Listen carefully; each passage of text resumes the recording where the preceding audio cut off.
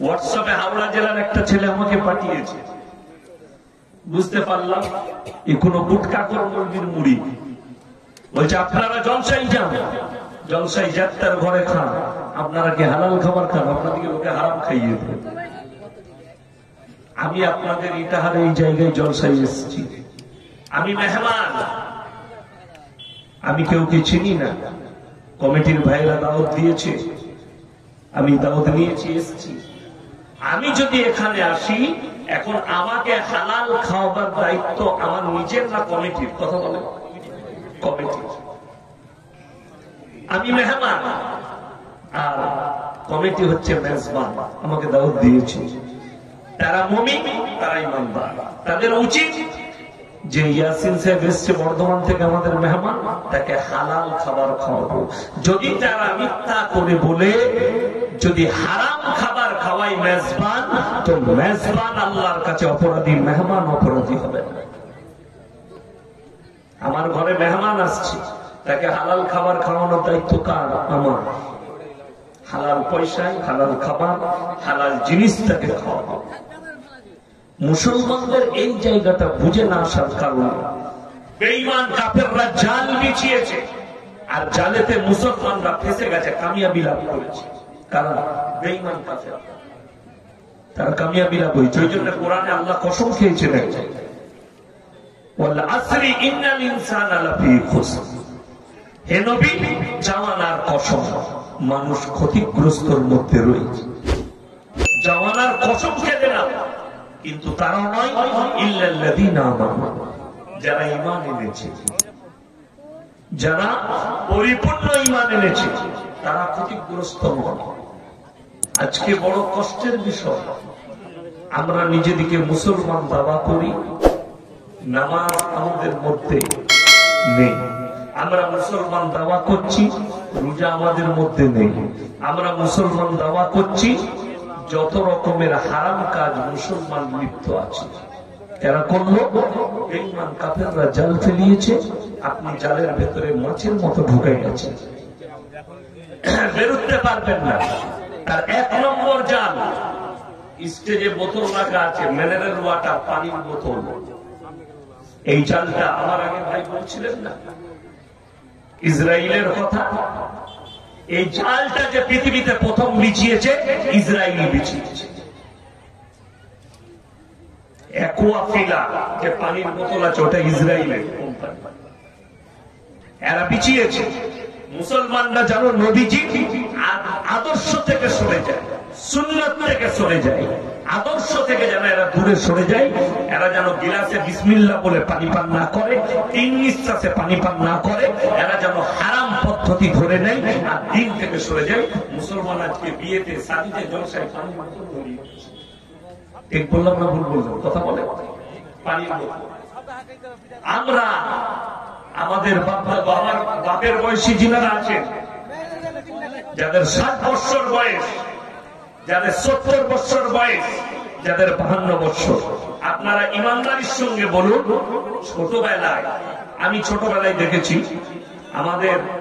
আমার গ্রামে সব থেকে সম্ভ্রান্ত পরিবার, সব থেকে সম্ভ্রান্ত রাইস মিলের মালিক। ছোটবেলায় আমি তাদের বাড়ির যে কোনো অনুষ্ঠানে খেতে গেছি, নিচেই তিরপল বিছিয়েছে খড়ের উপরে, তার উপরে বসে খেয়েছি। প্লাস্টিকের গ্লাসে পানি, গ্রামে প্লেট থাকতো, প্লেট, সেই প্লেটে খানা, সুন্নত তরিকা ছিল, নিচেই বসে খেতাম। আজকে আমি এখানেই প্রমাণ দিচ্ছি, শুধু আপনাদের বলে নয়, কমিটির ছেলেরা রাগ করেন না, গোটা পশ্চিমবাংলার মুসলিমদের হালে আজকে আমাদের মতো মৌলবীদিকেও চেয়ার টেবিলে বসে খাওয়ানো হচ্ছে। কার আখলাক? ইহুদি আর নাসারাদের আখলাক।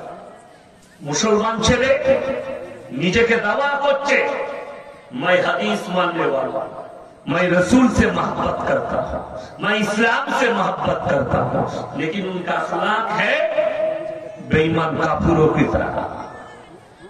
रहन सहन चलन बलन, नामाज पढ़े, মুসলমান দাবি করে, 1 জানুয়ারি মুসলমানদের ছেলেরাই ফিস্টি করে, করে না করে না 25শে ডিসেম্বর আপনারাই পালন করছেন।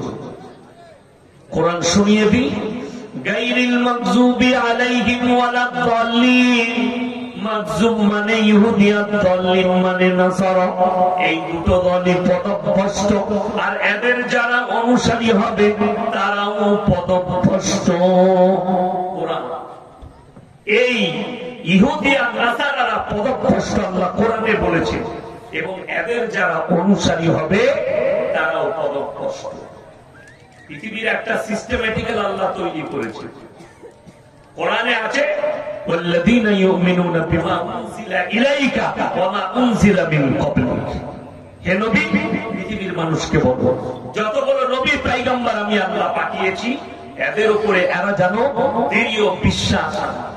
এরা নবী আল্লাহ এটা বিশ্বাস। কিন্তু শুনেলেন আল্লাহ রাব্বুল আলামিন একজন নবীকে পাঠালেন, তার সিলসিলা চলতে লাগলো। তার মধ্যে আল্লাহ তাআলা যেভাবে ইবাদত দিয়েছেন, যেভাবে দিন দিয়েছেন, সেই পদ্ধতি চলতে লাগলো। পরবর্তী নবীকে আল্লাহ পাঠালে যে নবী আসবে, যারা বেঁচে থাকবে তাদেরকে কালমা পড়ে সেটার উপরে প্রবেশ করে যেতে হবে। পেছনের নবীর হুকুম বাতিল হলো, যিনি এলেন তার হুকুম চালু হলো। সিস্টেমেটিক্যাল এটা ছিল।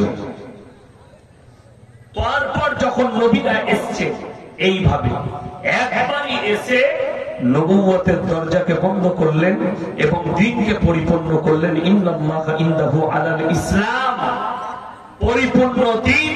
আল্লাহ তাআলা নবীজি সাল্লাল্লাহু আলাইহি সাল্লামের কাছে এসে ইসলামকে পরিপূর্ণ করলেন। জোরে বলুন সুবহানাল্লাহ। যেমন আমাদের ভারতে একটু গোলমাল আছে। বাগেশ্বর ধাম বাবা ছোটে দাজ্জাল, তাকে জিজ্ঞেস করছে, বাবা दुनिया का सबसे पहला धर्म कौन सा है? बाबा बोलते सनातन धर्म, इसमें कोई शक नहीं। सनातन धर्म प्रथम धर्म। अरे बोला दोष नहीं কেন? আমাদের দেশে দেখবেন এখন পঞ্চম বেদী, চতুর্বেদী, পঞ্চম বেদী, অষ্টম বেদী বক্তা বেরিয়েছে। একটা বেদ ধরি দিলে পড়ার ক্ষমতা নাই, শেষ করার ক্ষমতা নাই। পঞ্চম বেদী বক্তা, ষষ্ঠম বেদী বক্তা, চতুর্বেদী বক্তা, কানে হাত লাগিয়ে বয়ান করছে।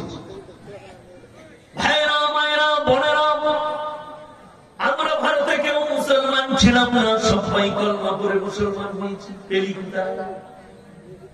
শুনে বলছি, স্টাডি করে নয়, কোরআন হাদিস ঘেটে। তাকে জিজ্ঞেস করো এই ভারতের মাটি কেমন মাটি? আল্লাহ রাব্বুল আলামিন হযরত আদম আলাইহিস সালাতু ওয়াস সালামকে দুনিয়ার প্রথম তৈরি করলেন। ঠিক কিনা কথা বলে? প্রথম মানুষকে আদম আলাইহিস সালাম। এবং আল্লাহ যখন দুনিয়ার বুকে নামালেন, তিনাকে হিন্দুস্তানের মাটিতে নামিয়েছে। আদম আলাইহিস সালাম হিন্দু ছিল না মুসলমান ছিল? কথা বলে না? মুসলমান। মুসলমান। তাহলে ভারতে হিন্দু থেকে মুসলিম কি করে হলো? ভারত তো আমাদের দেশ। এর বলুন সুবহানাল্লাহ। ভারতে প্রথম যাদের উৎপত্তি হযরত আদম আলাইহিস সালাতু ওয়াস সালাম থেকে, মুসলমান দিয়ে আল্লাহ ভারতকে শুরু করেছেন। জোরে বলুন সুবহানাল্লাহ।